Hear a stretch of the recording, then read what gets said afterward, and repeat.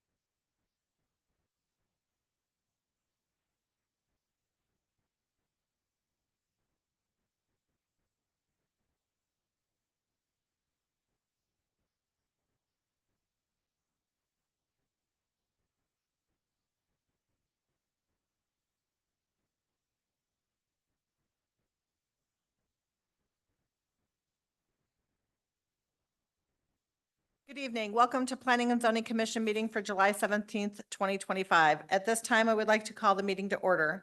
The commissioners who are present for this evening's are here at City Hall. And currently we do not have any commissioners on Zoom.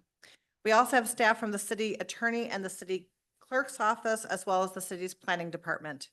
If you're joining us on Zoom this evening, we can see that you are here. You may observe the meeting. However, the ability to be seen on screen and talk will be muted.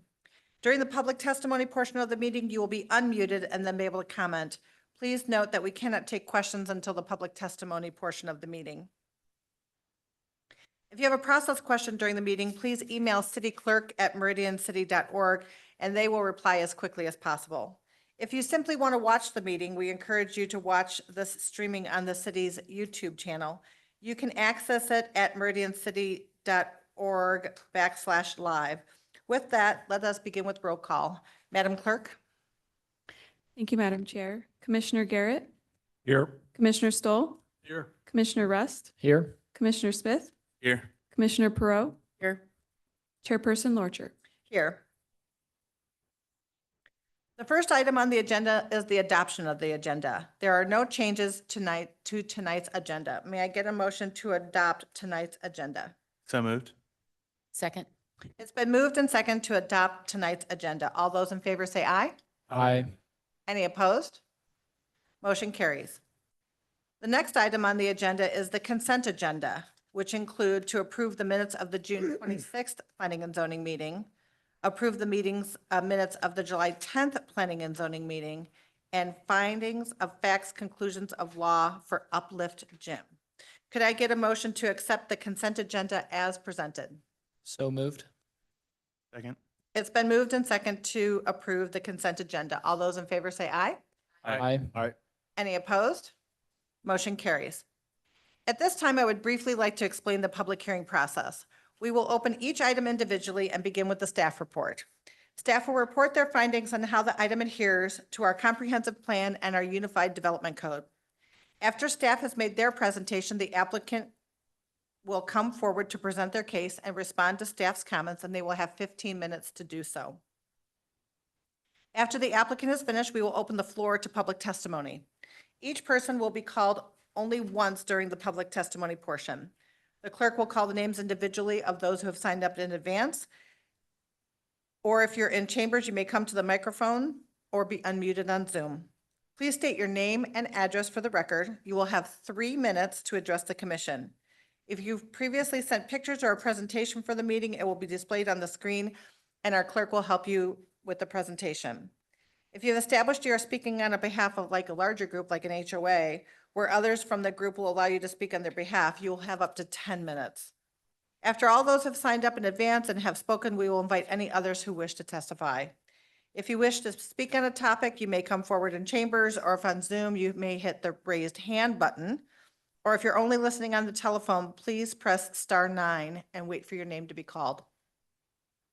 If you're listening on multiple devices such as a computer and a phone, please be sure to mute those extra devices so we don't experience feedback and we can hear you clearly.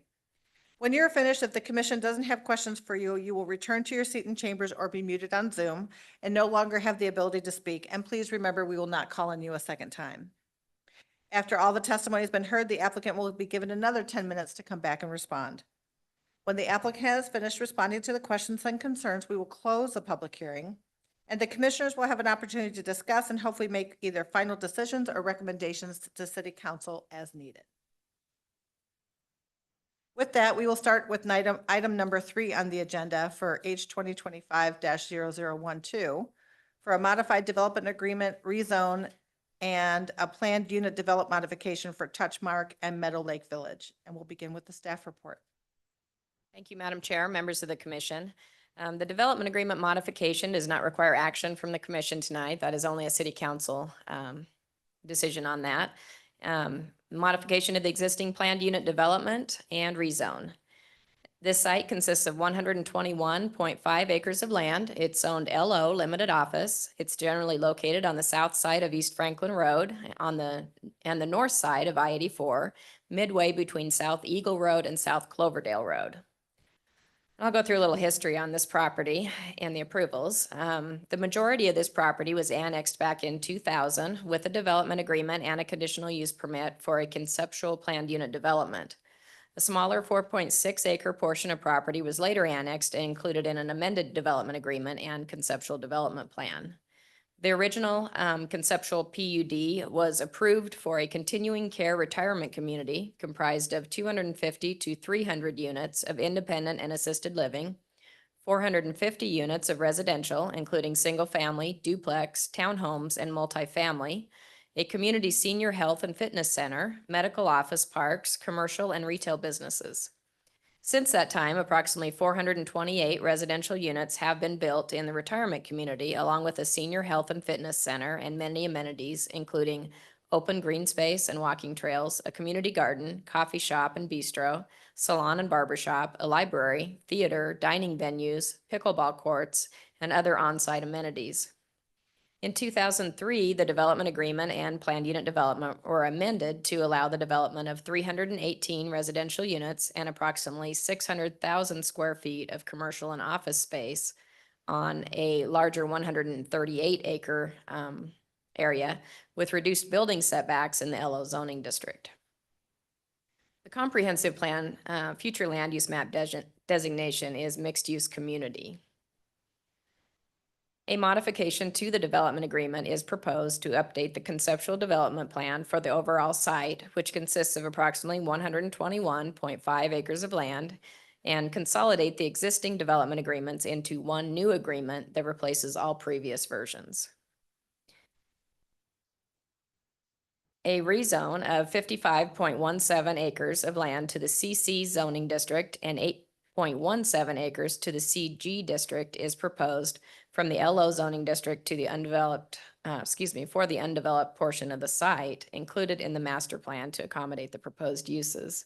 So everything that they're proposing is CC, and then just that parcel in the piece up in the upper northeast corner is CG. The proposed project consists of, let me back up for just a minute. I didn't have my slide on when I was talking about the original existing concept plan that's approved for this property, and that is in your staff report as well, if you want to look at it a little closer. This plan is proposed to be replaced with a new plan, and that's this plan right here. The proposed project consists of 121.5 acres of land within a larger mixed-use community designated area totaling approximately 164 acres, and includes a mix of uses consisting of commercial, office, light industry, and a variety of residential housing types, as shown on this bubble plan here before you. And that is consistent with the comprehensive plan for mixed-use community designation. A couple of areas on the concept plan, the two with the star symbols, are shown with two possible uses: the medical office and townhomes along the southwest boundary of the site, and the commercial and multifamily along the north side of the site along Franklin Road. If the demand for office space doesn't come to fruition, the applicant proposes an alternate use of townhomes, 50 to 55 units in that area. Commercial uses similar to the commercial proposed to the west along Franklin Road is proposed on the other area, with the flexibility for multifamily residential. The number of units and density is not specified on the plan, but the applicant states the area could support 115 to 140 units using the same density as the other multifamily area. The multifamily use would be at a larger scale than the townhomes and an increase in density. Staff does not recommend approval of the optional residential uses because residential uses, as the comp plan allows, for up to 65% of the development area to be comprised of residential uses with the provision of transit, which the applicant is providing, which does exist. And the applicant is proposing approximately 68%, not including the optional multifamily and townhome style units. Additionally, the commercial uses are desired in the mixed-use community diagram in the comp plan along arterial streets, transitioning to lesser intense uses. Therefore, staff recommends the concept plan as revised to only reflect commercial uses on those portions of the property prior to the city council hearing. A modification to the existing planned unit development for Meadow Lake Village, CUP-03-005, is proposed to update the concept plan and includes a request for deviation to the maximum building height allowed in the CC district from 50 feet to 64 feet for the hotel, measured to the highest point of the structure, and inclusion of the townhome dwellings as a permitted use in the CC district. Staff is amenable to the building height increase as proposed, however, is not in support of the request for townhomes to develop in the CC district because townhomes, where each unit is on its own property, are a prohibited use in the CC district and therefore aren't allowed through the planned unit development. This would require a rezone to a residential or a traditional neighborhood zoning district in which the use is allowed. Because the applicant isn't proposing to subdivide the property, the use is considered multifamily residential, as all the units are on one property and is allowed in the CC district. The new development plan includes approximately 114,000 square feet of medical office space, approximately 300 to 400 non-age restricted market rate multifamily units, both apartments and townhomes, with a possibility of 165 to 195 additional units through the alternate uses proposed. 20 to 25 single-family attached units, also known as villas, 3 single-family detached units, also known as cottages on the plan. 75,546 square feet of self-storage, i.e. light industry, 45,000 square feet of general office space, 45,000 square feet of commercial retail space, and approximate 126-room hotel. Conceptual building elevations for the proposed structure as shown there on the sides of that plan. A pedestrian pathway plan was submitted as shown there. The green lines represent 10-foot wide pathways, the blue 5-foot proposed sidewalks, and the pink 5-foot wide existing sidewalks. A phasing plan is proposed as shown, which depicts 4 phases of development. It's anticipated to be completed between 2030 and 2040. Phase 1 is the villas and cottages, which is 2 to 5 years. Phase 2 is the apartments and townhomes, which is 3 to 10 years. Phase 3 is the commercial, self-storage, additional multifamily, and hotel along Franklin Road, which is 3 to 15 years. And Phase 4 is the medical office and daycare, post-acute care, and townhomes, 4 to 15 years. Staff recommends a subdivision application is submitted for each phase of development and recorded in order to have a legal parcel for development purposes. The existing community is proposed to remain unchanged except for the small golf course, and that is this pink area right here around their water feature here, which at some point in the future may redevelop with villas, and that's the single family attached units. The open space amenities are also evolving, and as the golf course is redeveloped, the required open space amenities will be reprogrammed in other areas of the project. Before changes can be approved to this area, the applicant must demonstrate compliance with the terms of the previously approved PUD in regard to site amenities with removal of the golf course. Per the city code in effect at that time, at least 10% of the gross area of the PUD was required as open space, exclusive of required street buffers and buffers between incompatible land uses. The development area consists of 61.5 acres of land, therefore a minimum of 6.15 acres of qualified open space is required to be provided. An exhibit should be submitted showing the existing qualified open space without the golf course area prior to the city council hearing. No written testimony has been received from the public. The applicant did submit a response to the staff report, and they'll go through that in their presentation. Staff is recommending approval per the recommendation in the staff report. And I would just like to make a note that with development agreements and planned unit developments, the decision-making body is able to place additional conditions on development applications that may not typically be required in the UDC in an effort to provide exemplary site development in accord with the purpose statement of the planned unit development. Staff will stand for any questions. The applicant is here to present. Would the applicant like to come forward?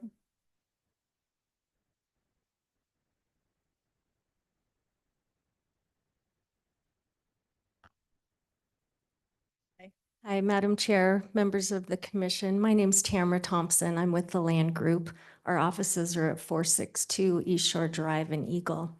With me tonight, I have Kendra Lackey and Ryan Benson from Touchmark and Gary Sorensen from Pivot North. So we have our full team here to answer any of your questions. And I do have a presentation.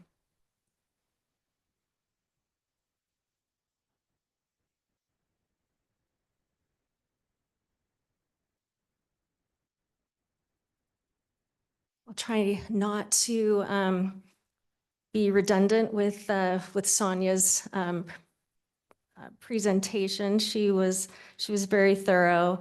But just to give you a brief overview, the development site is located on the south side of Franklin and east of Touchmark.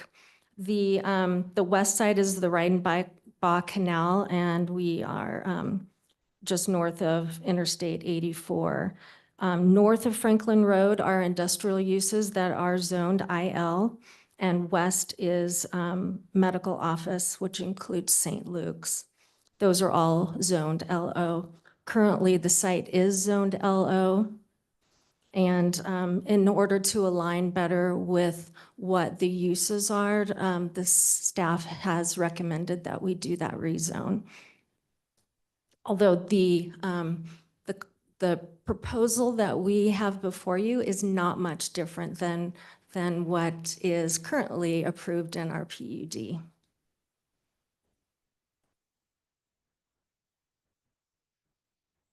Again, we are in the MUC, Future Land Use Map designation.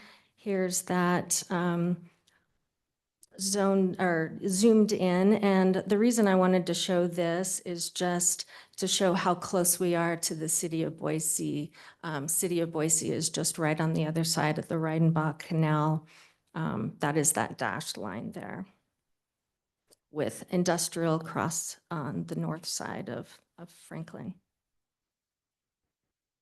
Just to give, I'm sure you've all driven this area, but just to give a little overview of what it looks like, the top photo is looking west along Franklin that has the industrial properties there to the right, and the bottom is looking east along Franklin Road. The properties were developed in 2003, and at that time, Touchmark did all of the public roads to their facility, to and through the facility, and did all of the beautiful fountains and water features, all the landscaping. And I just have some pictures of all of that, and you can tell on this bottom left one, all of the sidewalks, even back in 2003, were the detached sidewalks which weren't common back then.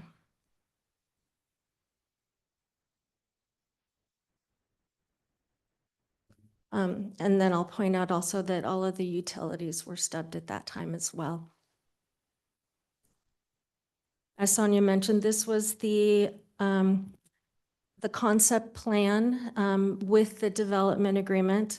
So Touchmark has owned this property since the late 1990s, and it opened its first phase of the retirement community, which is Touchmark at Meadow Lake Village in 2003. Touchmark has been a member of the Meridian community for over 20 years, collaborating with local businesses, nonprofits, schools, and government organizations to provide employment and volunteer opportunities, as well as provide much-needed service for elderly residents of the Boise and Meridian areas who moved to the Touchmark at Meadow Lake Village. The properties were annexed and zoned LO with a PUD and a development agreement in 2001. And then there were multiple development agreement modifications after that. The development agreement states the construction and development of a continuing care retirement community comprised of 250 to 300 units of independent and assisted living, 450 units of residential, including single-family, duplexes, multifamily, townhomes, medical office parks, commercial and retail businesses, and community and senior health and fitness center. Our proposal today is not much different than that. We're just going to define it a little bit better since what was defined back then, it lists all those, but it doesn't really define well the exact acreage or the exact square footage of those types of uses.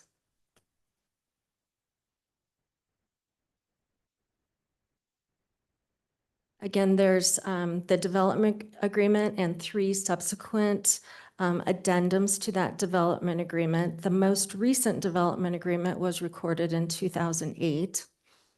As you can see on this aerial, approximately 62.8 acres of the 121.5 total acres, or 52%, of the original master plan has been constructed and is operating as Meadow Lake Village, a Touchmark community. Since that time, approximately 428 residential units have been built, and much of all of the public roads have been built, and the utility infrastructure and landscaping along those public roads. Sonia mentioned all of the amenities that have been that go along with it, as far as the green space and walking trails. You can see there's a pond and numerous water features for the residents. The pond and center community area is planned to be part of the entire community, not just for the senior housing. Currently, there are over 12 acres of qualified open space. And part of that then, which is over 20% of the existing community, that part of that will be for everybody, and then we'll be adding even more for the new development. Here's some photos of just some of the existing.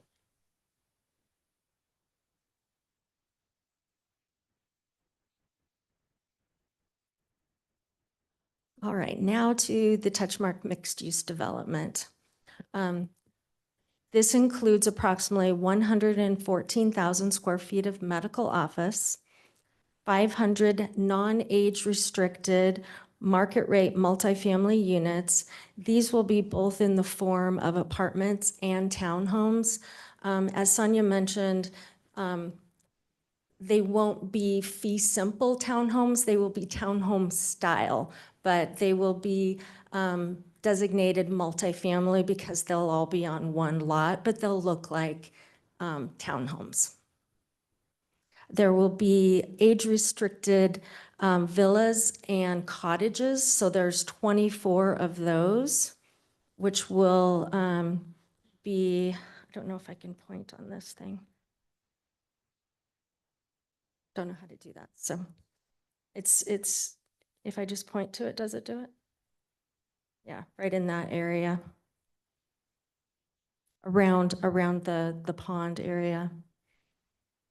45,000 square feet of general office and 45,000 square feet of commercial retail space, 126-room hotel. And the development is planned to be phased over the next 5 to 15 years. We've included concept plans and concept elevations. And with those, we've added that the city's design standards are what are to be met. So those will go through the city's CZC and design review process. Throughout the project, additional pedestrian sidewalks and multi-use pathways will be utilized to create a better network to ensure safety and efficient mobility through the site. And as intended with the original master plan, a multi-generational project where residents of the existing Touchmark retirement community can maintain a sense of security while benefiting from the adjacent diverse uses is intentional. Future occupants of the multifamily and townhomes, as well as users of the future commercial and retail, will benefit from generous new connectivity and green space throughout the interior of the master plan, as well as from the existing pedestrian infrastructure along Franklin Road at Touchmark Way. Extensive pathways will be accompanied by recreational areas for children and adults to enjoy daytime leisure activities such as playgrounds, open spaces, dog park areas, and functional spaces that promote general health and wellness. The existing monument sign and fountain at the entrance, that fountain amenity will that exists will be maintained and remain. And then at least one amenity per amenity category within the Meridian City Code is proposed. So that will continue through the CZC process, and that's something that we provided in our application with the PUD.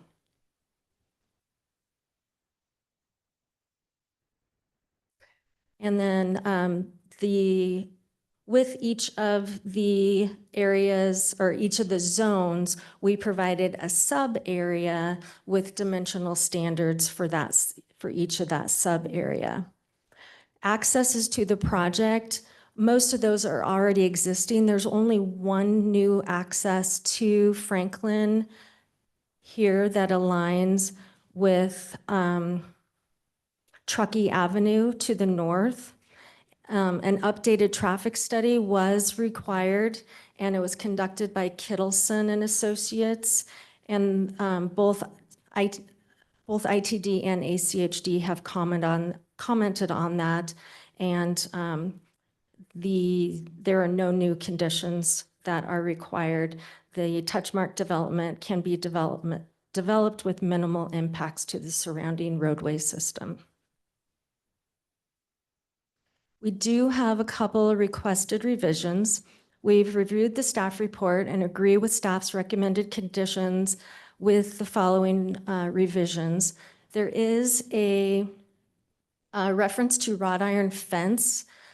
We would like to replace that with metal picket fence to make that just a little, instead of wrought iron, a lot of times those are metal picket, or full privacy to match the existing. What we're showing here is what the existing fence is around the perimeter of the existing development. So we're asking to stay consistent with that. I'm sorry, if you want that number, I can give that to you. That is condition A .1.II. And then conditional use permit and the plan unit development modification I, the drive private street from Truckee. There is a condition to have an internal drive that connects to the east to that existing drive. And let me go back here. That would be from that Truckee one here to this existing drive at that location. And that may not be possible. And let me just give you a few items here. So what I have here on the right-hand side is the topography of that area.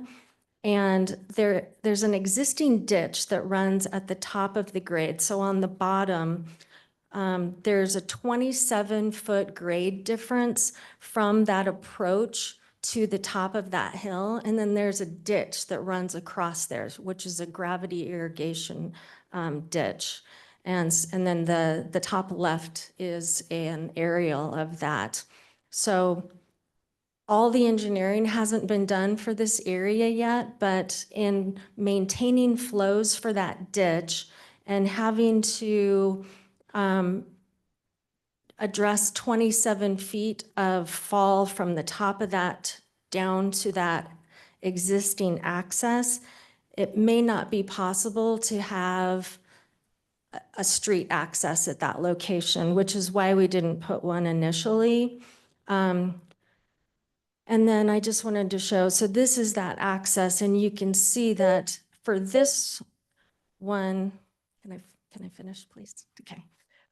Just coming in initially, they had to put retaining walls immediately once at this one. So what we'd like to do is be mindful of that request and work with staff during the CZC process, and that if it's possible, we'll make that connection, but not have that as a requirement. And then lastly, our plan as proposed is consistent with the comprehensive plan, and we respectfully request the ability for up to 65% of the land to be allowed as residential uses. When I did the math at that, what Sonia mentioned as the 68%, I incorrectly did that with the rezone, which those go to the center line of the roads. But if I just use the land area, so the way that goes is right now with the layout, the commercial uses are 41% of the master plan. The residential is 36%. And the areas that we have laid out as the flex areas comprise 21%. So if 100% of that flex area were to go to the commercial side, then that would be 62% to the commercial. If 100% of that flex area were to go residential, it would be 58%. We're not asking for more units. We're sticking at that at the 524 units. We're just asking for more flexibility on that land area. It's been 20 plus years that they've had that frontage as commercial, and should they need it, they just want that flexibility to extend in those two areas. Okay, So- thank you very much. Commissioners, do we have questions for Tamara? Madam Chair, Commissioner Perot? good to see you. Good to see you. Yes, I do have some questions for you. So am I to understand correctly that the only age-restricted residential units will be the cottages and then some of the townhomes? Madam Chair and Council Commissioner. Commissioner Perot. The 100% of the current community is age restricted. 55 and older.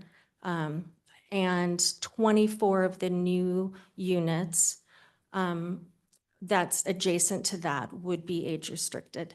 The new ones will not be, that is correct. Because it has always been the plan for it to be multi-generational. Madam Chair. Commissioner Pearl? Is there a market need for the additional age restricted, or are you not seeing that happen? I would need my client to answer that question, but I'm guessing if they're not going that direction, then there wouldn't be. Okay. And then I just want to get clarification. So the way I read the staff report is that the limitation on the 65% residential for the development area, I was under the impression that was for the entire original project, like the master plan. And you have calculated it as just this area that is being rezoned. So did I misunderstand that? Would you like to answer that? That's true. I am calculating it on the new area. And I can give a little bit more history on that too, is that, and a few years ago, we did this on other projects in the vicinity. And in the mixed-use community area, most of those developments, especially south of I-84, do not get developed with 20% or even 50% residential uses. And so if you blend the entire mixed-use community area, it doesn't even get to 10%. In the audit that we did a couple years ago for a different project south of the freeway. But on this one, we were just looking at the new development area.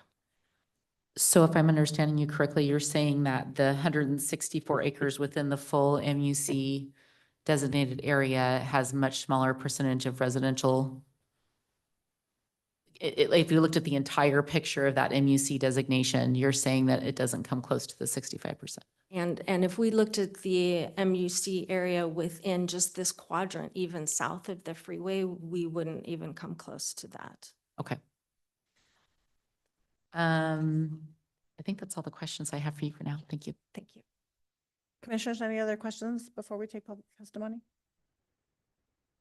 I did have a question in regard to some of the last slides where the city asked you to have some connectivity, and you said that there were some topical restrictions based on the way the topography works.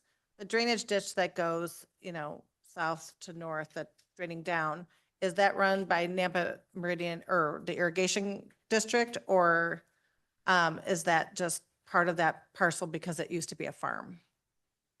Madam Chair, it is run by the irrigation district. Its head gate is on the Reidenbach, and it goes through the property, but it does serve downstream as well. It's not just for this property. So we do need to maintain it. And so, we can't drop it too much. Maybe we can drop it a little bit. Like I said, the engineering and all that for it hasn't happened. But when you're looking at 27 feet of grade change and needing to maintain flows, it's going to be difficult at best. So I'd like to have it as a please look at, but not a hard and fast requirement. And did they say they wanted it tiled once it gets development, or did they want it open? They haven't said, but typically we can tile that size. So if you tiled that size, would it be a challenge to then put a road on top of it? At least the portion that it cuts across, because you're a diagonal and the cross street would go in perpendicular? I don't think it would be as much of a problem with putting a road on top of it. It's just however those flows are going to be. And then finally, cross access to the eastern property, which is the city of Boise. So is the city of Boise requiring connectivity like typically Meridian asks for connectivity between, parcels and subdivisions so that there's always an escape route. So I looked at the plat for that property. That's an industrial plat that's in the city of Boise. And ACHD constructed those access points prior to that development when they did the improvements along Franklin years ago. But the plat for that industrial property does look like it has an easement around it that goes back at least a little bit. So it doesn't go all the way back, but it goes back enough for just a little bit for the shared access so that we can at least get to the access point. And it does split the property line. So half of that access is already on our property, but it does have a little bit of an easement around it on both sides. So they're using it on our property currently, and we can get to it to get to theirs. But it doesn't go like all the way back to have, right, like a big road coming in, if that's what you're asking, yeah. Okay. Any other questions before we open public testimony? Okay, thank you very much. Thank you. Chair, Oh, wait, sorry. Commissioner Perot? I found a few more. So if we're understanding the phasing plan correctly, you could have all 4 phases going at the same time. I mean, in the first 3 years, you could potentially have all different types of construction going on. Do you have thought through how that will work with just with that entrance or with the entrance that comes off of Franklin Road and the entrance to Touchmark? How will that flow if you have construction going on all different areas? We'll definitely need to work through that with what becomes fruition first. I don't know that all 4 would happen at the same time. We just kept that flexibility that, that any one of those could go first. Okay. And are the square footage calculations that you used for the office and retail, does that include those areas that you want to keep flexible, or does it not?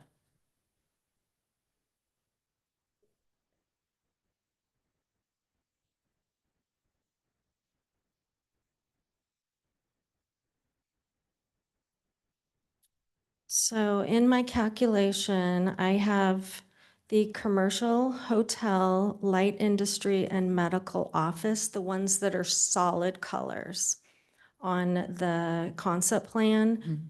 Those come out to 41%. And then if I take the villas, cottages, townhomes, and multifamilies, the ones that are solid colors, those come out to 36%. And then if I take the medical office / townhomes, the one that has the striped color, and the commercial multifamily striped color, that's 21%. Okay, so where it says there's potentially 45,000 square foot of commercial retail space, is that counting that area as commercial, or is it counting that area as multifamily? I mean, is it included or not? I did my calculation off of the land area on the concept plan But to calculate square footage? to calculate commercials. because that's what the 65% is land area. So I was doing land area. Okay. I'm just referring to what was in our presentation tonight, so. Yeah, we may be talking apples and oranges because I was looking at the land area because that's what the comp plan talks about, land area of up to 65% if you are in proximity of transit. Thank you. Okay, thank you very much. Thank you. Madam Clerk, do we have anybody that signed up to testify? Thank you, Madam Chair. No one has signed up. You can come forward. Yep, you can come forward. You can state your name and address for the record. That would be great. Okay, thank you. I apologize. I did not know I needed to sign Nope, up. that's fine. That's why we have Okay. big chambers here, so there's plenty of room for people to come. My name is Sandra Cruz, Cruise. My address is 210 South Winthrop Place, Boise, 83709.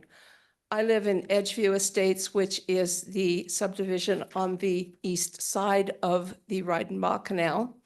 And my property is adjacent to the development. We live right on the canal. And so I have several questions or issues that I wanted to make sure were in under your consideration. And I don't even know if I have a voice in this because I don't live in Meridian, but first of all, there is a tree. I live right where the Reidenbach wraps around my subdivision. I would be most adjacent to commercial light industry there, where you were just talking about how there's a 27% gradient. There is a very large, very old black locust tree. I believe it's black locust tree that's home to many raptors and other birds and many animals. It's habitat for red tails, kestrels. We've got Coopers now in the neighborhood, Cooper hawks also. I would hate to see us lose that tree. I would hate to see the birds lose that tree. They're losing their feeding grounds with this development, but they have managed to hang on all of these years for 25 years as their land, their opportunity for hunting has decreased. They've managed to stay in the area, and I would hate to lose them and see them go. At the very, very least, I would be, if that tree is taken down, that it be taken down not in a nesting season. Oh, and there's owls too there sometimes. So just be mindful that raptors live in that tree and other trees. Number two, the development to the east, the light industrial development to the south side of Franklin Road, when that went in, the Reidenbach Canal was paved because it's up above all of that. And I wonder if the Reidenbach will need to be paved for that, I would call it the yellow commercial / light industry piece, that easternmost piece. Will it need to be paved also? So that is a question I do not expect y'all to have an answer for that, but that's a Nampa Meridian irrigation question that I would hope would be addressed. Is it your preference to have it open or closed? It's my preference that the Nampa irrigation district is mindful of it, and that the reason they paved it is they paved the part that was getting developed below is because what if the canal is breached? Right. Everything below it would be flooded. Okay. So that's, of course I'd rather the Reidenbach Canal. It's not paved over. It's just the sides are paved. Gotcha. Yeah, so it's reinforced. Gotcha.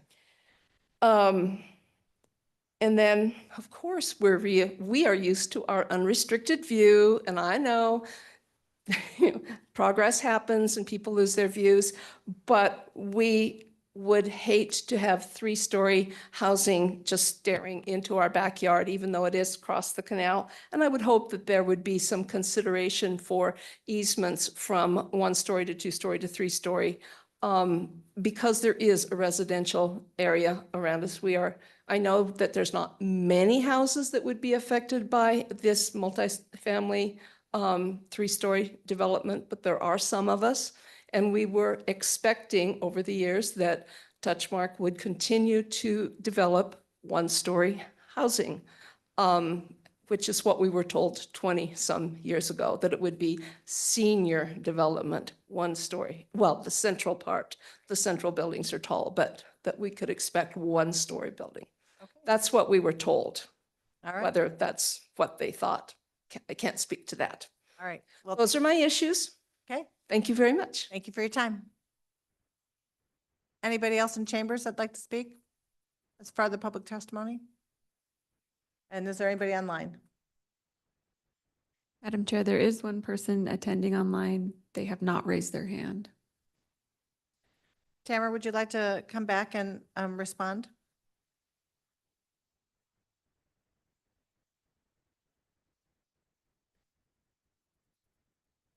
Madam Chair, members of the commission, Tamara Thompson again. So I wrote down 3 items. You'll let me know if there was something that I missed here. So the questions are the black locust tree. I think I know which one that is. I believe it to be the one where the head gate is for that canal that, or that ditch that we were just talking about.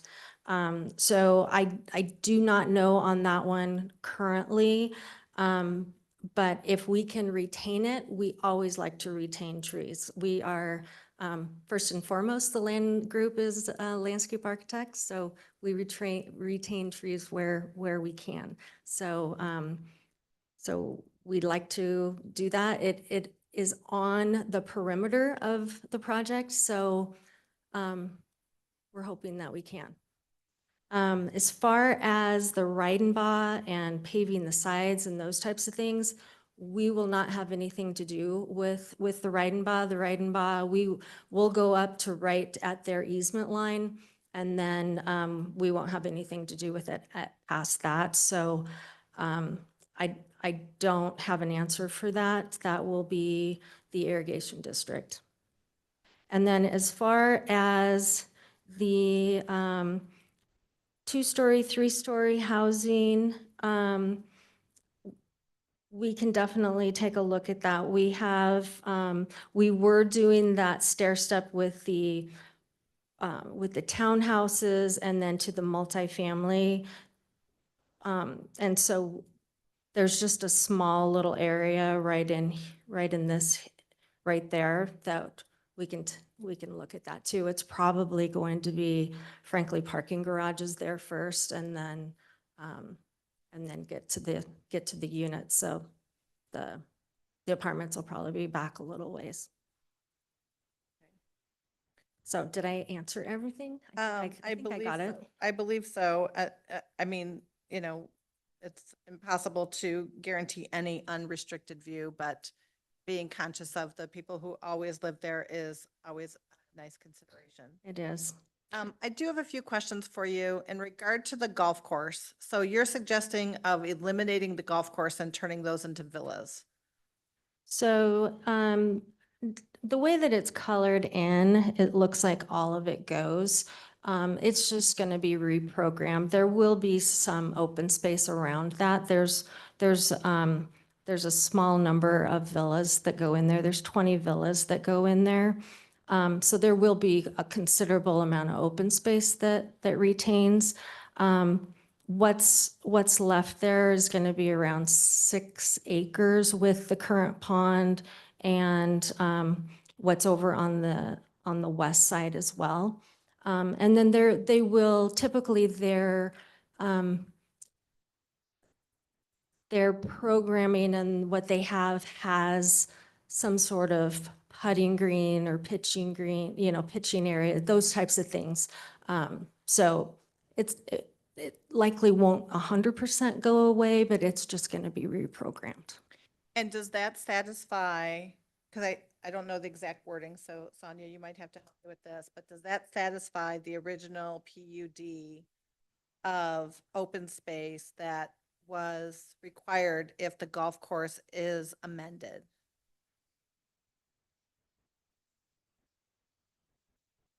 Madam Chair, I don't have those calcs from the applicant. She said she did some preliminary calcs and it appears to comply with those standards. But I would like to see an exhibit showing exactly what areas are being counted in order to determine that. Okay, so before council, you'll have to. Yeah, so, and I'm sorry, I didn't bring that, but we did do some calculations, and there's 12 acres. So there's pickleball courts as part of this, of what's constructed currently is around 12 acres of qualified open space. So there's pickleball courts, there's pathways that go to benches and gazebos, there's little waterfall areas with seating areas, there's the pond, there's all kinds of different areas. There's a dog park area, and then there is the golf course area. So with eliminating the golf course area, we're still well over what was required for the original PUD, like almost double what was required.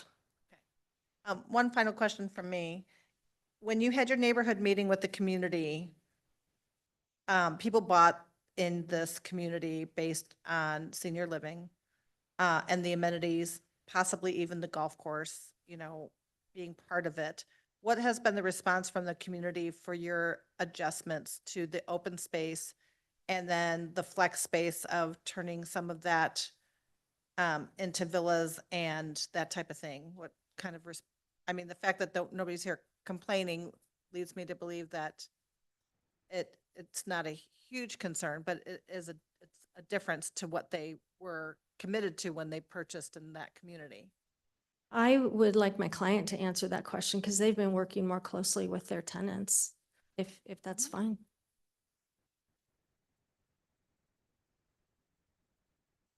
Hi, if you could just state your name and address for the record, that'd be great. Sure. Ryan Benson, Touchmark. Our address is 5150 Southwest Griffith Drive in Beaverton, Oregon, 97005. Okay. Thank you all for your time this evening. I personally hosted a town hall with our residents a few months ago. It was very well attended. We had 50, 60 people there. We went through this entire master plan and we received plenty of comments. We've incorporated all that into our programming. Our executive director at this community, who couldn't be here tonight, we've registered all of their questions. And to be honest, the golf course is pretty lightly used as is. So our intent is to reprogram into a more activated space that's going to be used on a day-to-day basis and benefit everybody in the community. So we're actively engaged with all the residents on this project. Okay, so nobody feels like you're taking away anything in particular, especially because if with the golf course, if it is being limited attending, but you put something else in there where the community can use it more on a daily basis, it could be a benefit to your group. Right. Our operations team will probably go through a really thorough process with them to kind of talk through, what more can we do as we start to program out the villas and what that looks like. So I don't have an answer as to like what it will become, Right. but we will be factoring in all of their comments and their thoughts into that. And what did the community say when you were going to invite families that are not age restricted into your community? I think it was mixed. I think some people were excited. They liked the idea of having more activity around. A mix of uses is fun and engaging. And then there were some concerns with safety and security. So we received mixed reviews, and we intend to be very thoughtful in addressing their concerns. But overall, I would say it was mixed. All right. Any questions for Touchmark? Yeah, I'm sorry. What is the demographics of the hotel? What are you looking for? I mean, it seems to be off the beaten track. We haven't programmed what exactly that hotel will look like, but I do think that users might be visitors of family members. They could be people using the hospital services nearby. We haven't exactly programmed what the hotel will look Oh, like. that's what I assumed. Yeah, maybe those two So- would be primary users. Yeah. Okay. Just a question. Yeah. Thank you. Any other questions for Touchmark while he's up? Okay, thank you very much. Thank you, everyone. Madam Chair, may I clarify an item that was discussed? Yes.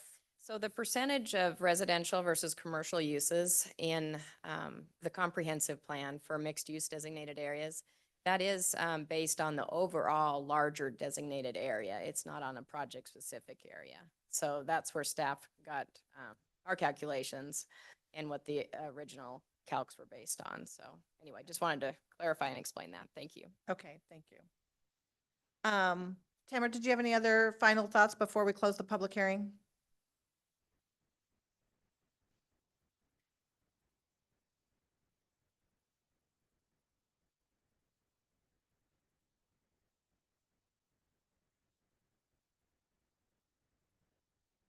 Madam Chair, members of the commission, I think I got through everything.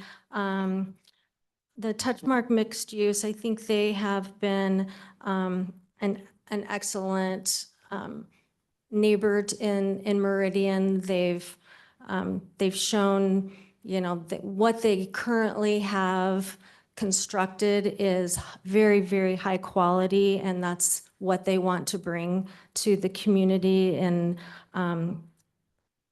providing an additional service to and something that complements the adjacent residential, commercial, and office uses. And this project will provide a vibrant, livable development with a variety of housing options. This fits checks every box on the mixed-use community with all the multiple uses that are being provided for. And the commercial component will provide easily accessible and convenient services for residents in the general vicinity. The development agreement modification, the PUD modification, and the rezone request comply with the applicable provisions of the comprehensive plan. And tonight we request your recommendation for approval with those 3 modifications that I walked you through. We thank you for your time. All right, thank you very much. Madam Chair, may I ask a couple more questions? Commissioner Perot? Thank you. I wanted clarification on the townhouse areas. We'd had discussion about there being townhome style units, but they are not actually townhomes. Is that just in the multifamily section, or would that be in the section that's labeled townhomes? Madam Chair, Commissioner Perot, that is the areas that are called townhomes. So those will look like townhomes. They just won't be platted where there can be sold fee simple. So, so that's the area where there's the request to raise the height to 64 feet. No, the height request is just for the hotel, Oh, okay, that's not what it stated I in the believe. staff report. So, okay, so the areas that are light blue that are townhomes, Let me make sure I have that correct. I have that. So the townhomes, the asterisk for the townhomes is, so we just wanted to make sure that townhomes were approved, and they are, but they're designated as multifamily, but they're gonna look like townhomes. So, but because they're all on one lot. So that's what that asterisk is for. But the height, the building height is just for the hotel, just for the salmon pink, dark pink color. okay, thank you for clarifying that. The staff report says that there's a request for a deviation to the maximum building height allowed in the CC district from 50 to 64 feet for the hotel and inclusion of townhome dwellings as permitted use in the CC district. Yeah, and inclusion of the townhomes. That's separate. We're not talking about. Those are separate. What we have for the height of the townhomes is 35 feet is proposed, which fits within the height of that zone. One more question. So with when you come in for, I don't know what the requirement will be in the PUD when you do the multifamily, if you have to come in and have a hearing like you do with the CUP, I don't think you have to. It sounds like it can just go straight to the zoning compliance process. Is that right? So can you chat with us a little bit about, so say that the villas come in and we take some of the open space away from that central area. What is that multifamily open space going to look like? Is it going to be another smaller version of that where you've got a dog park, or you've got seating areas, plaza areas? It sounds like we're not going to have a whole lot of say in that right now, and that's okay, but I just want to make sure that, those open areas are being replaced. They are. So you, through the CZC and the DR process, so there's I want to say it's a pretty rigorous checklist of through the design review where we have a point system for open space. And we've outlined where we're going to have points in every single category for the multifamily. And so we're going to have clubhouses and we're going to have a pool and so we've outlined what those are going to be. And we've given an example in our application of what all those points could be, will likely be, but we've also committed to having points in each category that will meet or exceed the minimum requirements. My only other comment is the use of the word townhomes during this entire conversation has been very confusing. Has been. Because the city has a very solid definition of what a townhome is and what that looks like on being a single unit, whether it's for purchase or rent, whereas multifamily is one big parcel divided up into other things. So I don't know if you and the planning department can come up with another word other than townhomes, because I've been trying to wrap my head around it during this meeting, and you're going to have the same challenges when you go to council. Yeah, I So between now and then, where it says townhomes, that should be labeled something else. Villas, cottages, whatever comes up to be multifamily, but not under the definition of townhomes. Because every That's- time you talked about townhomes, I'm like, okay, this is not where it's supposed to be and it's not working, but you're telling me, well, it's like a townhome, but it's not a townhome. So if you can adjust that for council, that would be great. Yeah, that's fabulous feedback. Thank Yeah. you. We'll try to make up a word. Yes, come up with something clever. I'm sure we'll find something. All right, with that, thank you very much. I appreciate your patience. May I have a motion to close the public hearing? So moved. Second. It's been moved and second to close the public hearing for Touchmark and Meadow Lake Village. All those in favor say aye. Aye. Aye. Any opposed? Motion carries.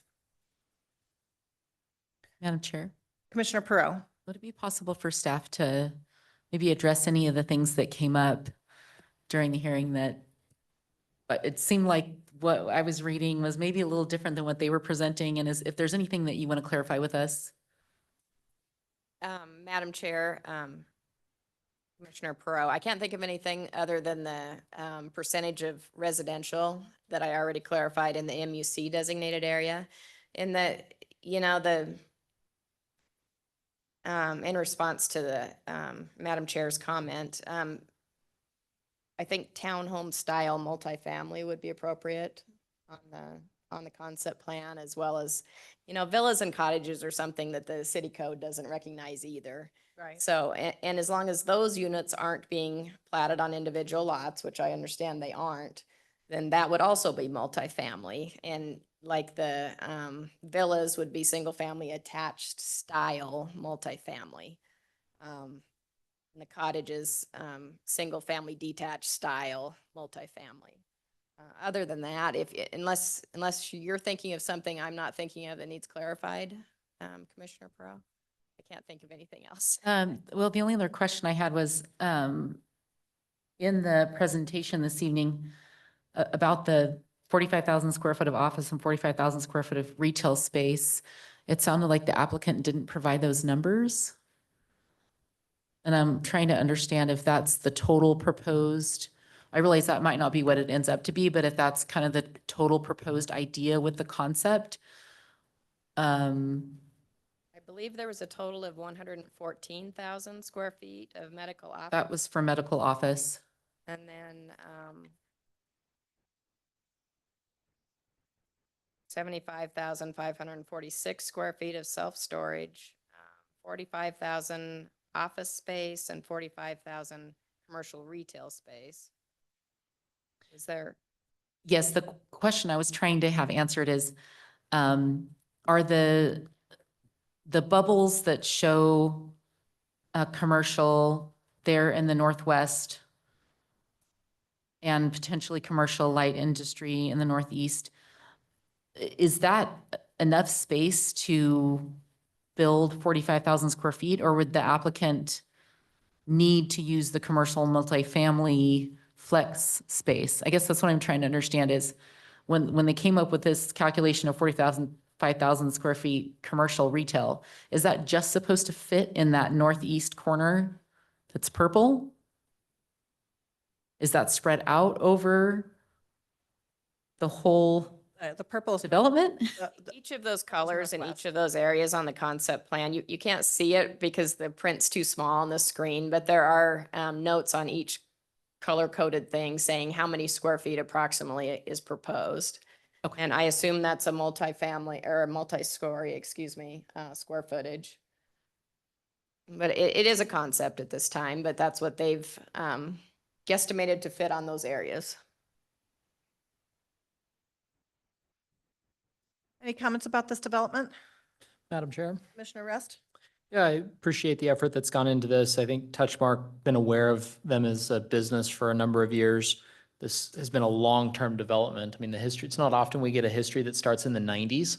And I think there's obviously a lot of thought and care that has gone into the development of the existing development. The fact that they had a really well-attended town hall as part of their community, and we didn't see anybody from that town hall here tonight, I think just speaks to the overall level of care that's gone into this. This is not a development that they're looking to slam things together in the next 3 or 4 years. This is going to be phased. This is going to be thoughtful. I'm inclined to give deference to Touchmark and give them wide latitude to fill this out as they see fit. This is they've been good stewards of this property for 25 years now. And so I would be inclined to recommend approval to the council and grant them the 3 conditions that they're asking for: the wrought iron fence. Let's look at that side connection, but not necessarily require that, and then give them the flexibility that they're asking for on the commercial / multifamily piece. I think that they've, again, been good stewards. They're the kind of people that we want to partner with as the city, and I want to give them as much latitude as we can. Okay, thank you. Any other comments? I like the idea that there's a hotel. My mom lives in a adult or a senior community back in Illinois, and she doesn't let me stay with her.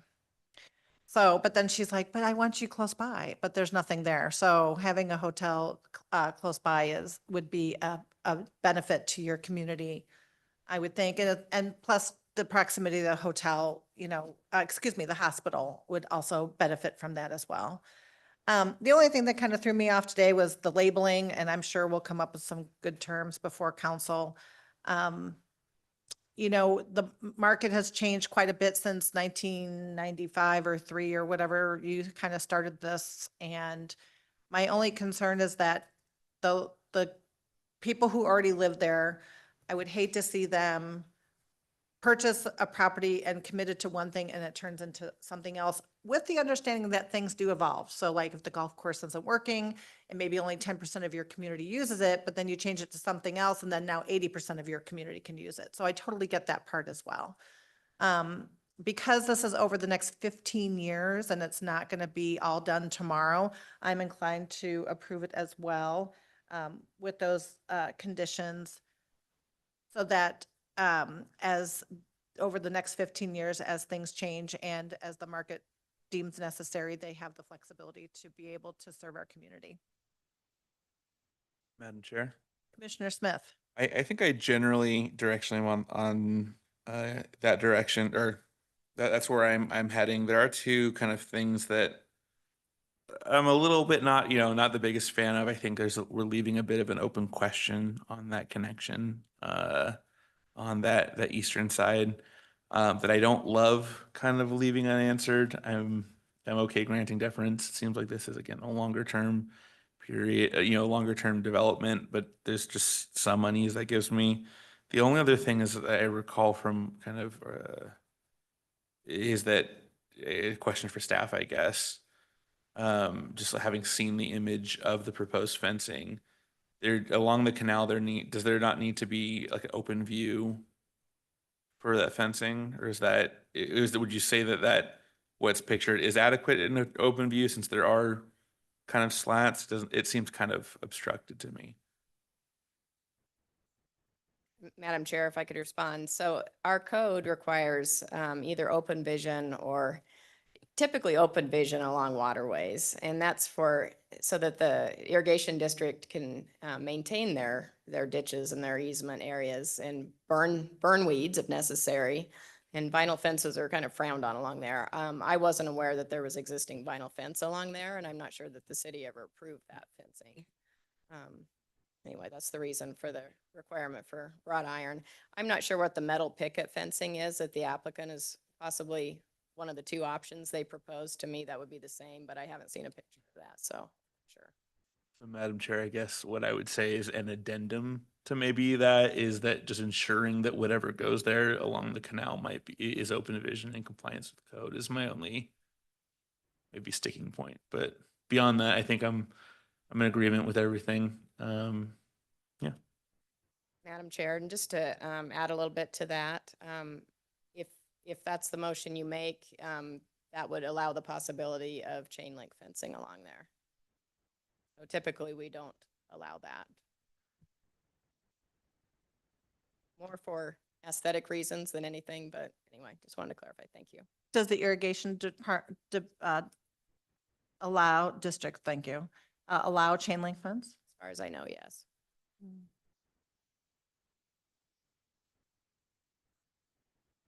Okay, so maybe where it ensures that the fencing complies with city code, whatever that happens to be. Yeah, Madam Chair, I'd be supportive of that.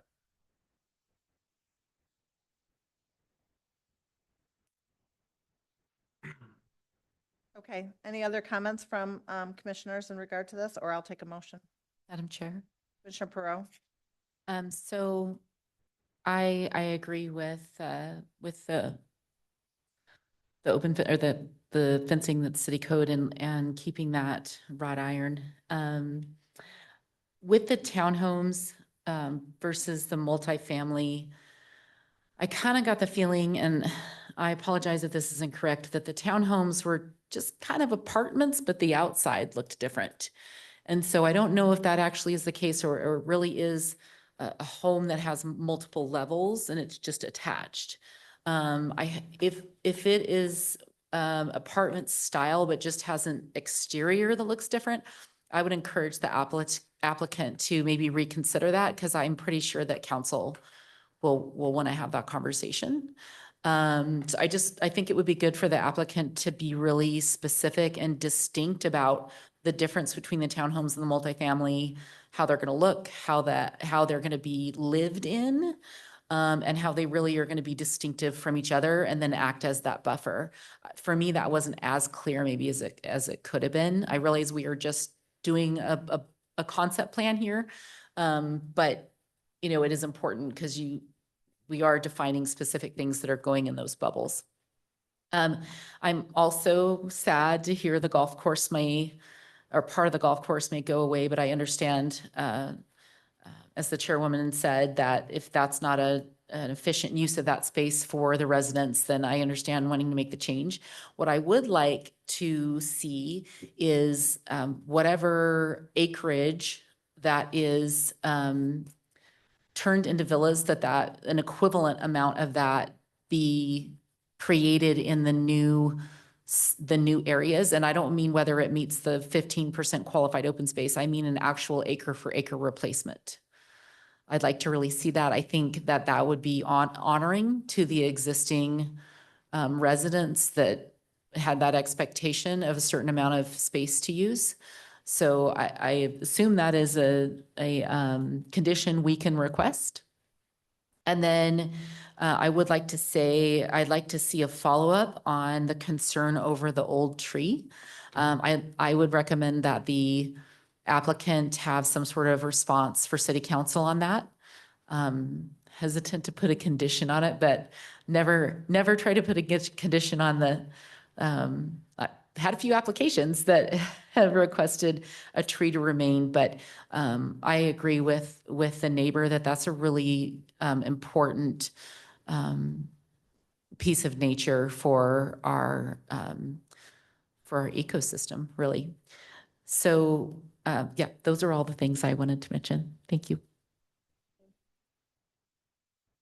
Any other comments? Madam Chair, if I may. Commissioner Stoll? I've watched this development, sadly. for many years. And I remember thinking that I was way too young, and now Right there, huh? I'm at that age. And looking at my own mother-in-law's place down in Arizona, we're seeing a transition where it is getting young. It's no longer 55 plus, they're going down to 40 plus with the market. And in some cases, it's causing a reinvigoration of the communities and a greater dynamic with the folks that are living there. Following up on your comment regarding the hotel, my mother-in-law probably would not be appreciative of the hotel. I would have been appreciative of the Right, hotel many right. times. But overall, I support what the applicant has submitted, and I think there's some aspects of it that I really do like. I'd caution them to make sure that they preserve the open space and maximize that and the opportunities for the residents. The one that I was surprised was the comments from ACHD and ITD regarding the traffic impact. Franklin and Eagle Road are congested roadways in that area, and that they felt that there was, in one case with ITD, there's no comments provided. And with ACHD, they said that it was at a level of service E, and that was acceptable. And that there would be negligible impacts regarding the development. We have a lot of units that are going to be going in here. It's going to have an impact, and it's something that our community is going to need the leadership from the transportation agencies on providing input to the land use agencies on the traffic impacts. But based upon the comments that we have today, I'm inclined to recommend to council approval with the conditions that staff have laid out. I'm okay with saying, allowing the condition that they can work out the 27-foot drop on potential connection. I have concerns regarding wrought iron fence versus not wrought iron fence. I think we need to make sure that we only have this opportunity to put in the type of treatments that we want, and what was put in and approved or not approved 27 some odd years ago doesn't necessarily have to dictate what we have now. Right. So with that. Okay. Any comments? Are you good? Oh, you already commented. Okay. All right, let me give this a go. After considering all staff, applicant, and public testimony, I move to recommend approval to City Council for file number H 2025-0012 as presented in the staff report to include ensuring the fence complies with city code, the flex space to be, or the flex space for commercial and residential be fluid.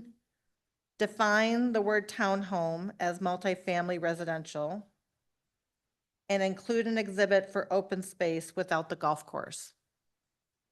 Did I forget anything? Madam Chair, Road connection? could you just clarify, staff had recommended that the flex space not be flex space. Are you saying that we're recommending that it is? Because this is, in my opinion, 5 to 15 year build out, that the market may deem that residential 10 years from now might be more advantageous to our community than the commercial. So I'm recommending that the flex space be open to either. But that's my motion. And then we wanted to add work with the irrigation district for a connective, was it a connective street? Do you remember?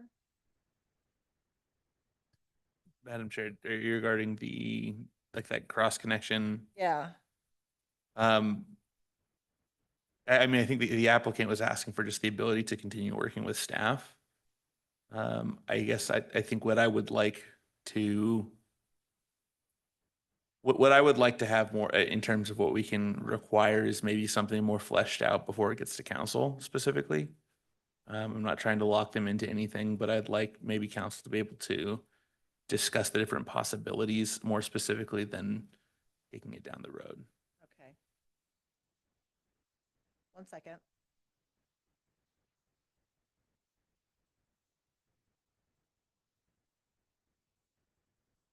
Okay, I'm going to try this again because I have my notes. All right, the modifications include the ensure the fence complies with city code. That the commercial space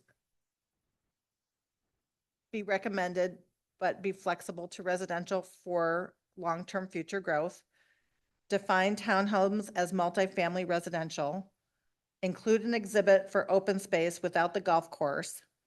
And work with the irrigation district and the city for connectivity to the east boundary. Madam Chair, may I clarify if your motion included any changes to the applicant's request for the office use in the southwest corner of the site to be allowed to possibly develop with townhome uses?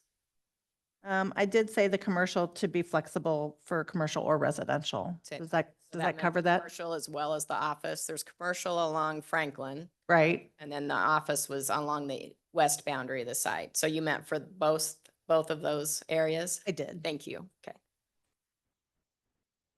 Do I have a second? Second. It's been moved and second to approve file number H 2025-0012 with the modifications listed. All those in favor say aye. Aye. Any opposed? Motion carries. Thank you very much. Took us a minute to get there, but we got there. Okay, there was a lot going on. All right, we have another one this evening for H 2025-0019 for Gramercy Townhomes for a rezone preliminary plat and DA modification. And Bill, if you can give us less than 5 minutes for a little break, we'll go ahead and get stuff with, and that way you can get it loaded up. That'd be fine. Thank you.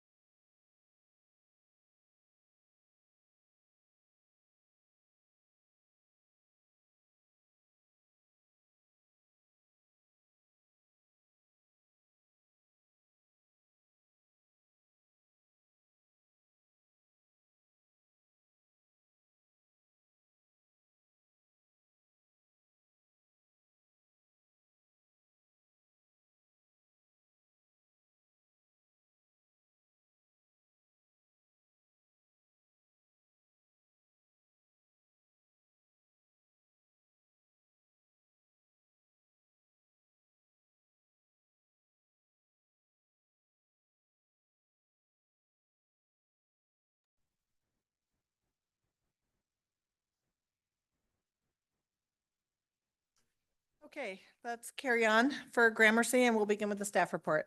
Thanks, Bill. Thank you, Madam Chair, members of the commission.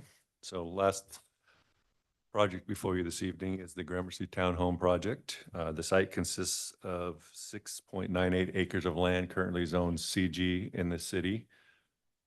This project has a lot of history as well. This started in 2006. And then with this particular property that we're discussing this evening was actually approved by this body in 2021 for an age-restricted 164 multifamily development. So the applicant is here this evening to discuss modifying the development agreement, rezoning the property and platting it to build a townhome development. So not going to confuse you with this presentation. This is a true townhome development. Okay, thank you. What they say that what we're calling townhomes are actually townhomes. All right, at least very the good. definitions. So you can see on the future land use map that's before you this evening, this area is also part of a larger mixed-use regional area. I think Nick did a good job putting some analysis in there. So typically when we're looking at mixed-use developments, as Sonia mentioned in her last presentation, we're looking for a mix of uses. Well, you can see here, everything around Eagle Road and Overland is mixed-use regional. So we took a broader lens at looking at this and we said, okay, let's do some comparison here. So we know there's a mix of employment, mix of retail, mix of residential units in the area. So essentially, although this project's coming in with a townhome as a townhome project, when you look at the greater good, the greater area, it has all of those things that are envisioned with by the comprehensive plan. So therefore, this development in itself is consistent with the comprehensive plan. The other items that we look at in mixed-use regional areas is density. So in a mixed-use regional designated area, we're looking between 60 and 40 dwelling units to the acre. What's unique about this project this evening is the applicant's actually rezoning from a commercial district to a traditional neighborhood residential district, which is called TNR, is the acronym. And then in that particular zoning district, we want two different residential types, product types in there. So either a townhome, single family attached, single family detached.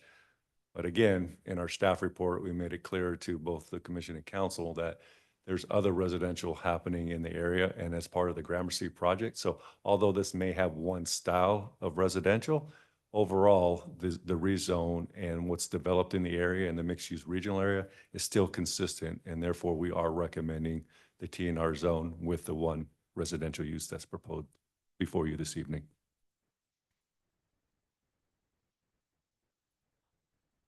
See if this thing will advance for me here. There we go.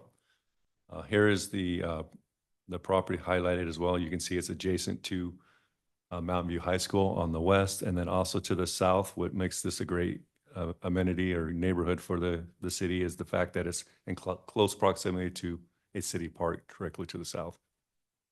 And then the applicant will be tying the development into the existing 10-foot multi-use pathway that you see. That red dashed line is the multi-use pathway that's built within that development, allowing residents who live here to walk to that amenity that's currently constructed.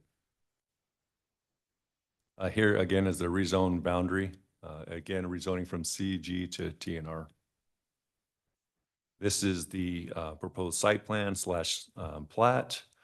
We're looking at 82 residential lots and 8 common lots on the approximately 7 acres. The other unique thing about TNR residential zoning standards is we like to have alley loaded product is the primary push in that particular zoning district. It's a part of the dimensional standards where the preference is alley loaded, which this is. The applicant's also providing parkways in front of the units, which is also consistent with that requested zoning district.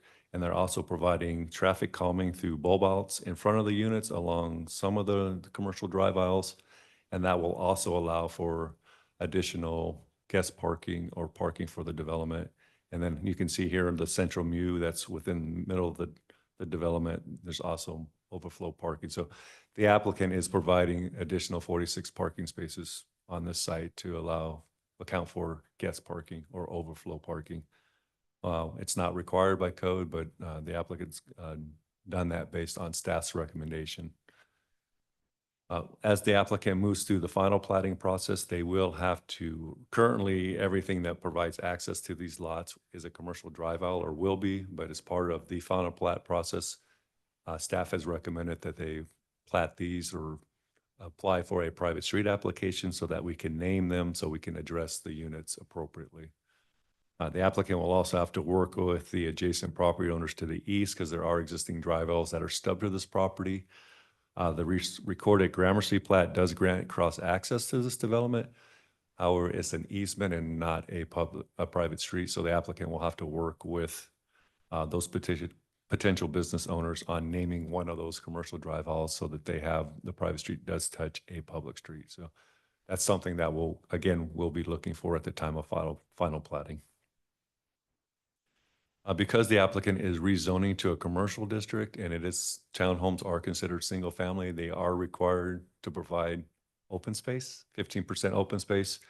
And to be exact, and the plat before you is 18.8%. So they are actually providing more than what the code requires.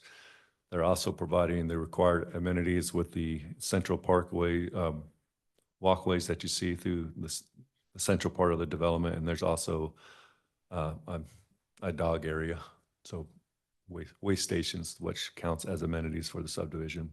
So they are meeting the point requirements for amenities, and they're also exceeding the open space requirements of the code.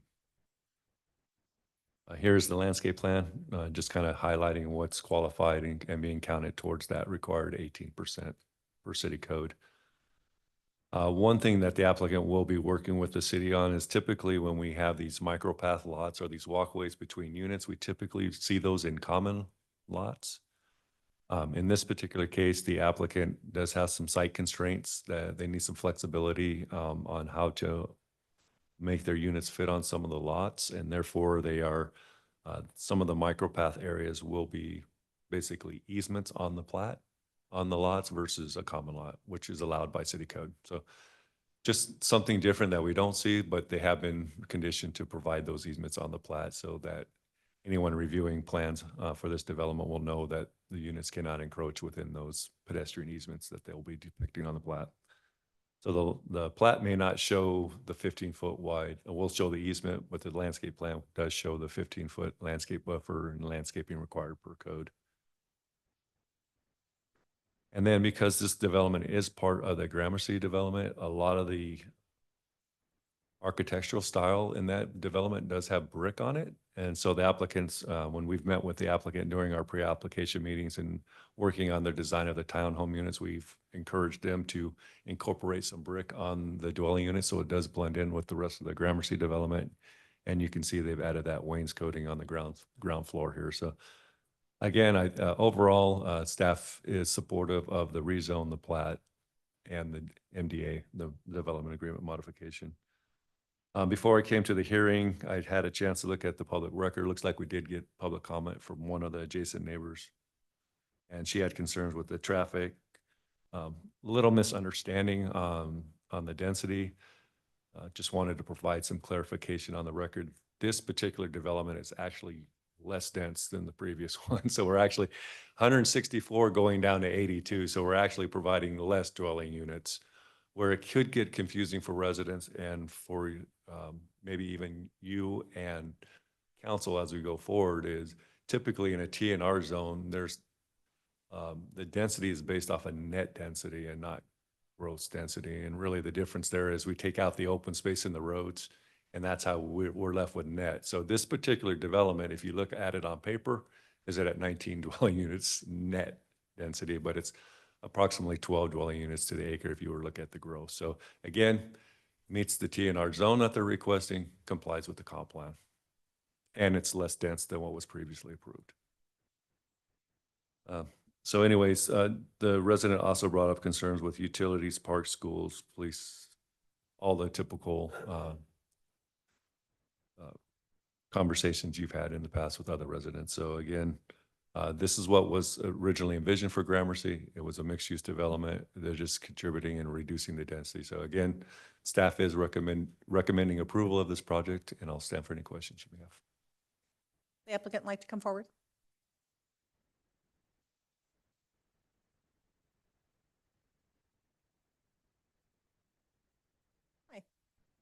Hi, Mike Chittister, 2541 East Gala Street, here in Meridian 83642.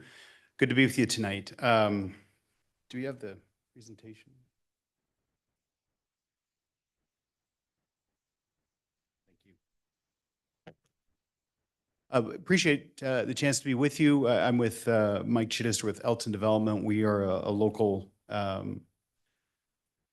development company. We specialize in senior living is a lot of our work, which explains the previous application for this site.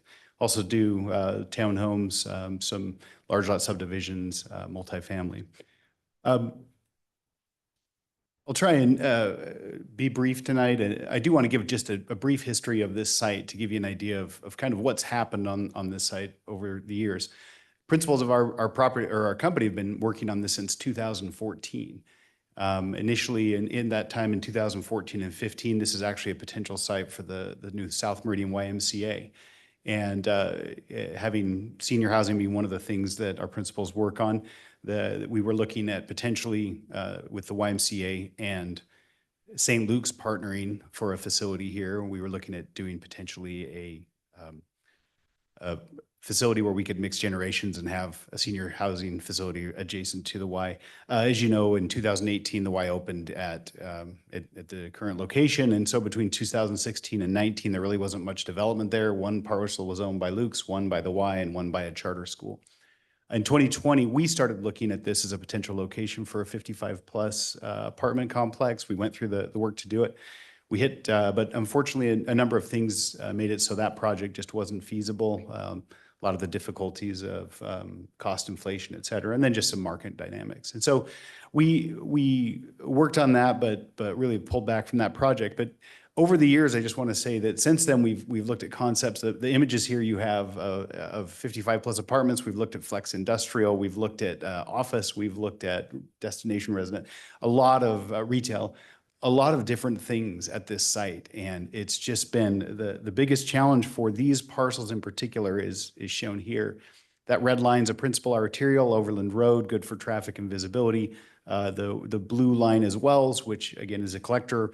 And these parcels are just off the beaten path enough that with every concept we talk to, visibility is the first thing that comes up. And access is okay, but visibility is very difficult. And it just doesn't work for a number of things.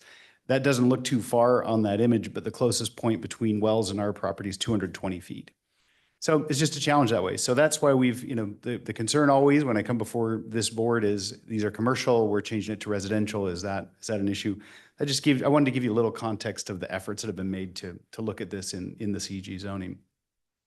High level view, you've seen to get into the site plan a little bit more. Bill's done a good job of naming it, but one of the challenges of developing this was we have all these access points, existing roads that we had to tie into. And so it took a little bit of work around, and I credit staff actually for helping us get this to the best place we can. We had a meeting with Bill and Nick, and they made some recommendations. And ultimately what we came to was we were trying to do what's wanted in the TNR zone, which is the alley load. With the exception of that center area, we realized we had room to do something larger. And so really the soul of this project, I think, is that large common area there. To give you an idea, it's about 300 feet long. It's essentially the exact, within a few feet, the same length as the plaza out in front of this building. A little bit not quite as wide, but so it'll be a great thing, dog park, great amenity. It's the perfect size for the neighborhood Thanksgiving Day turkey bowl. So we think that's a great amenity that we worked hard to have. On-street parking was another thing that we made an effort to have simply because we all know when places are underparked. We meet the code of four stalls per unit, but that additional on-street parking we think will be good. Red line you see in here, as Bill mentioned, is the connection to the multi-use pathway. And again, we have knowing we all love our animals, we have some amenities there. And I would simply say at the bottom right corner, you'll see a connection to Gordon Harris Park. That's you don't notice it, but if you pull back a little bit, it's about a 5-minute walk to an 11-acre park, which I think will be a huge amenity. And even the ball fields being adjacent to this property gave a really nice open feel for this. So we felt it was, there's some things that will be nice for residents who want to live here. These are for sale townhomes, as we said. These are the real thing. 3 and 4 bedroom units, 3-story design. Bill had mentioned this, we've worked hard to get this design to fit Gramercy, with the exception, I will say, we have not gone to the minutia of dialing the colors perfectly. This green doesn't work perfectly within Gramercy. We'll be working to do that. We work closely with Greg Johnson and Taylor Merrill, who are the folks who would have to approve the design within Gramercy. And if you want an idea of really what we're trying to do, this is a project that our principals completed in Garden City called Parkway Station. The design is not exactly the same, but about probably 90% on the exterior. So I'll give you an idea of the type of project that we're trying to do. And with that, I'll stand for questions. Well, actually, I do want to, I should mention, Keith Clark, sorry, with Clark Wardle's here, and I think he wants to, I'm going to have him, no, I'm going to ask him to come up and speak to some of the technicalities. Hi, everybody. Hello. Heath Clark, 251 East Front Street. Commissioner Garrett looked bored, so I thought I'd come tap dance for a second. I did want to just emphasize one of the points that Bill made there, and just because, again, because I know how concerned folks can be about pulling back from a CG zone.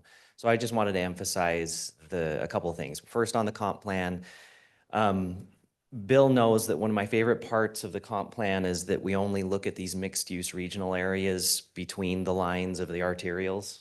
I think that's not the greatest policy, but in this case, that's what it is.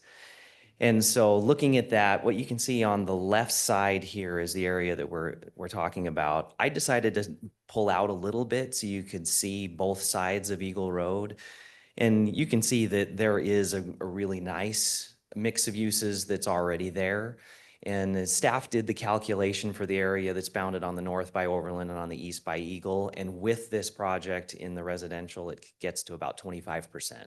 So you're very much within that 10 to 30% that the mixed use regional area calls for. And then just on the TNR, and I'm not sure where the red stuff is. It's I'm just, I guess, trying to have a party up here, throwing confetti. We did do the TNR after conversations with staff. We felt like that was the most appropriate thing. The things that I would add to what Bill said is that there is existing TNR in that location, and so this adds a little bit more buffer. So you go from CG to TNR to R15. So we thought that that was great. And then again, the emphasis on the alley load. They have done the alley load on those 2 blocks. Alley load, as you guys know, and as you've heard me talk about before, is complicated and a little bit hard. And so I think the effort that went into putting the alley load in here should be commended, because it really is an effort to try to make sure that we're doing it the way that the city would like to with the planning. And so with that, I just would emphasize as we wrap up that we are in agreement with all the conditions of the staff report. I think it's a good thing that we had these initial conversations with staff. We reoriented one of the blocks, and when we got to the right design, the conditions just kind of fell into place. And so we're happy about all that. So we're happy to answer any other questions and not prolong the matter. So, Commissioners, do we have any questions for Heath at this time? Madam Chair, Commissioner Perot? true to form, I have several. I don't love the statistic that shows that 52% of the site is paved area. Don't love that, but I understand. I understand why it's happening with the private streets. But when I saw that, I was like, oh, wow. Okay, so my questions, maybe more suggestions, are one of the things we consistently see with the narrow private streets, and then you have the narrow alley, are challenges with trash cans on trash day. And then parking larger vehicles like a furniture delivery truck, Norco trucks. And so I think that the extra parking that you've put is fantastic. Love seeing that, all that guest parking. Would it be possible to put a space on each private street that's like a bigger parking space for like a larger truck or a cargo truck, where some of those delivery trucks can drop off at there? I mean, I live in a small neighborhood, and every day there's, Amazon and, big delivery trucks. And so I see them constantly. And that's one of the challenges we see with these type of developments. So would really like to see that happen.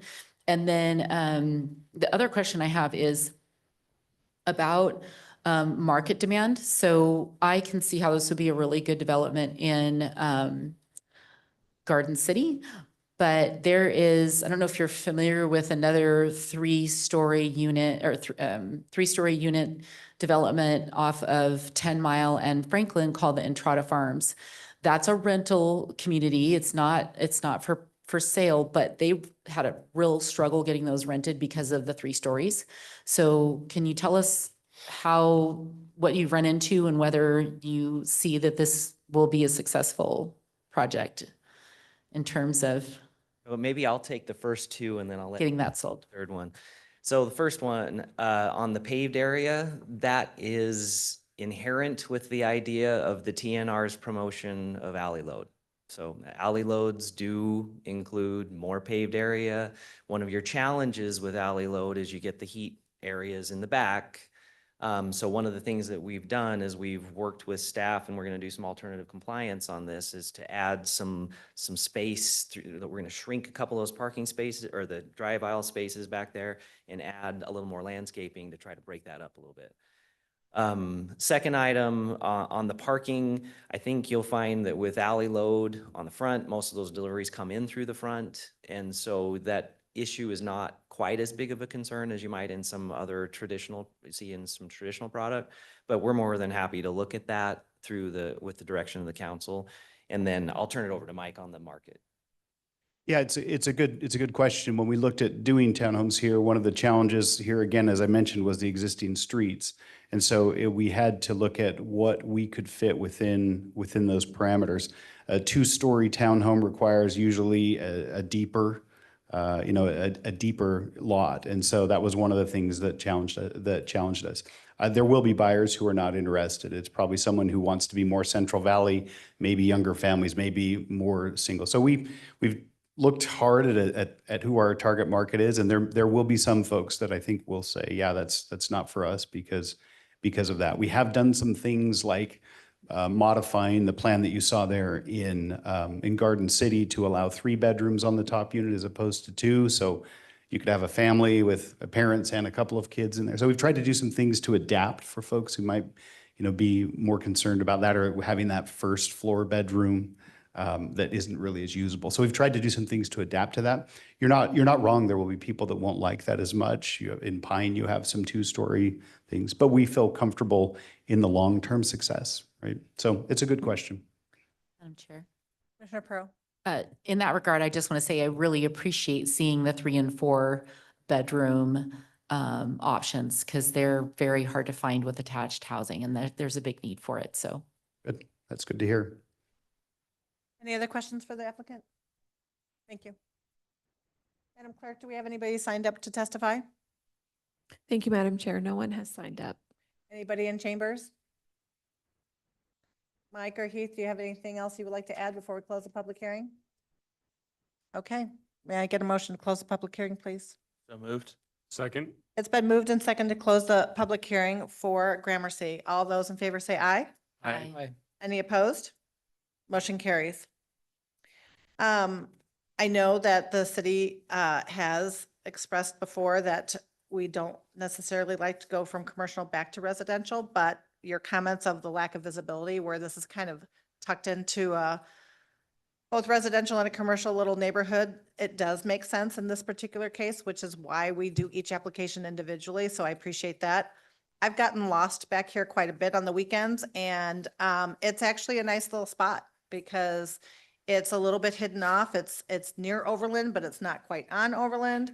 As long as you disclose to your buyers that there will be baseball and band practice over at Rocky Mountain High School, and that they should not complain about it because they're moving in there, we will be fine. There was this one article about some family wanting to sue the city of Boise because the pickleball courts were too loud. But you kind of should have known that before you moved in, but I digress.